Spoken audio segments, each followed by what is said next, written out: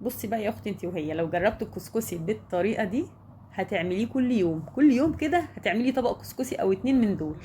طريقه سهله جدا ومقاديره بسيطه، وهتعمليه في 5 دقايق حرفيا وانت واقفه. واحلى طبق كسكسي هتاكليه. شفتوا شكله عامل ازاي؟ حلو قوي قوي قوي. نبدا كده ونقول بسم الله ونصلي على الرسول عليه افضل الصلاه والسلام. عندي ايه بقى؟ بصوا الكسكسي تحفه، طعمه حلو قوي قوي قوي.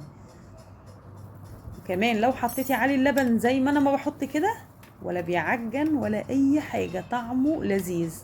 لو بالسكر البودرة او باللبن، خطير يا جماعة، جربوه بالطريقة دي. احلى حاجة في الموضوع ان هو مش بياخد وقت في المطبخ، هتعمليه وانتي واقفة بقى، ولا حلة ومصفى وفيلم من الكبير اللي كان الاول ده. لا كده نبدأ بسم الله ونصلي على الرسول عليه الصلاة والسلام. عندي نص كيلو من دقيق البسبوسة. ايوه دقيق البسبوسه الناعم. حد يقول لي بتعملي كسكسي بدقيق البسبوسه؟ بس جربي، بس مش هتخسري حاجه. ممكن تجربي بكوبايه واحده بس من دقيق البسبوسه. انا عندي نص كيلو، هعمل الطاسه دي ما شاء الله نص كيلو. نص كيلو قد ايه بقى؟ انا عايرته بالظبط بكوبايه، اي كوبايه من اللي في المطبخ اهي، كوبايتين والتالتة يعني قولي التالتة كده 3 كوبايات الا ربع.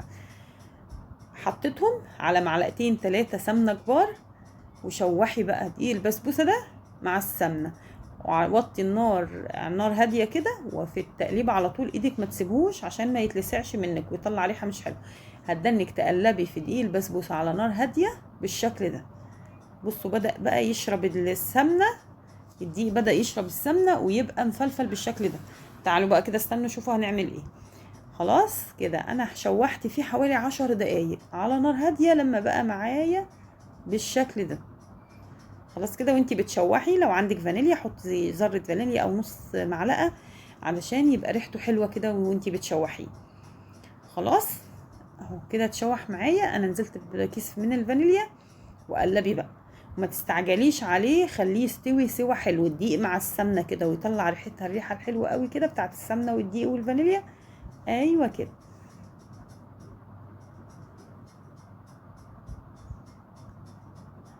هنا كده بقى خلاص، انا شايفه ان هو كده ما شاء الله بقى حلو خالص. هنعمل ايه تاني بقى؟ حطي عليه، حطينا 3 كوبايات الا ربع من الدقيق، هنضيف عليه 3 كوبايات الا ربع من الميه. اهو كده خلاص، لكل كوبايه من الدقيق كوبايه من الميه. كده خلاص اتشوح بقى جميل عندي، خلاص كده زي الفل. اهو ريحته جميله وهو بيتشوح كده. هتحطي بقى لكل كوبايه من الدقيق كوبايه ميه. شوفوا ما شاء الله هي لسه سخنه جدا وبتبقى اهي 3 كوبايات الا ربع.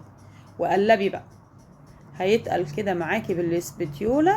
طبعا هنجيب حاجه ناشفه او مثلا معلقه خشب، قلبي بالمعلقه الخشب على طول بالتقليب المستمر على طول. اهو كده وما تخافيش هيفك منك وهينشف وكل ده هيفك. انا جبت كده عندي المضرب كمان اعمل بيه ما نفعش، فالسبتيوله مش هتنفع والمضرب مش هينفع، اعملي بمعلقه خشب، لانه الدقيق تقيل قوي ما حطيتي عليه الميه فبيتقل. خلاص شيلي المضرب والسبتيوله، هتبقى معلقه خشب وقلبي كويس. او وانتي بتقلبي فككيه، فتحيه كده وما تخافيش، بس كل ما هيستوي هيفك وهيرمل معاكي وهيبقى جميل مع التقليب بقى على نار هاديه. اهو هياخد منك وقت شويه 5 دقايق وانتي بتقلبي كده بالظبط. ايوه قلبي كده بالشكل ده. عندي بقى كده وقرب يستوي وقربت انزله، وحطي عليه 3 4 معالق من السكر. اهو كل ما تولعي النار هاديه وتقلبي هيديكي بقى النتيجه. الكسكسي في الاخر هيفكك منك هيبقى مرمل منك وبالشكل ده. اهو قلبي قلبي قلبي بالشكل ده لحد ما تحسي بقى انه نشف واستوى وبقى جميل جميل بالشكل ده، وتضاعف حجمه ما شاء الله. الطاسه اتملت على الاخر. هنا كده خلاص استوى عندي وبقى حلو جدا. تعالوا بقى نفضي، وكده كده بقى معانا كسكسي عظمه.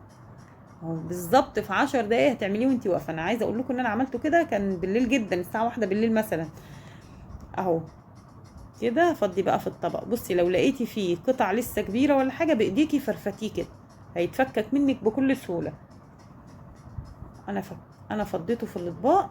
اهو كل ما تلاقي قطع كبيره فرفتي فيها بالشكل ده بايديكي، هيفك بكل سهوله. تعالوا نفضي بقى في الطبق التاني. ادي الطبقه اهيت، وعندي حد قال لي انا عايز اكله باللبن فهفضيله في طبق تاني. ده احنا هنرش عليه سكر وزبيب، ولكن الطبق الكبير الصغير اللي هناك ده نحط عليه ايه؟ لبن. بصوا بوريكم قد ايه جميل وطعمه حلو قوي وريحته تحفه. جربوه مش هتندموا، حاجه مسكره كده جميله واقتصاديه، واتعمل في 5 دقايق او 10 دقايق زي ما قلت لكم. عندي بقى سكر بودره، هترش على وشه على حسب الطلب كده زي ما بتحبيه، وما تنسيش ان احنا حاطين في العجينه سكر فما تزوديش، كده زي الفل تمام. وعندك بقى زبيب، حطي الزبيب بيديله طعم يعني جميل وتست عالي كده.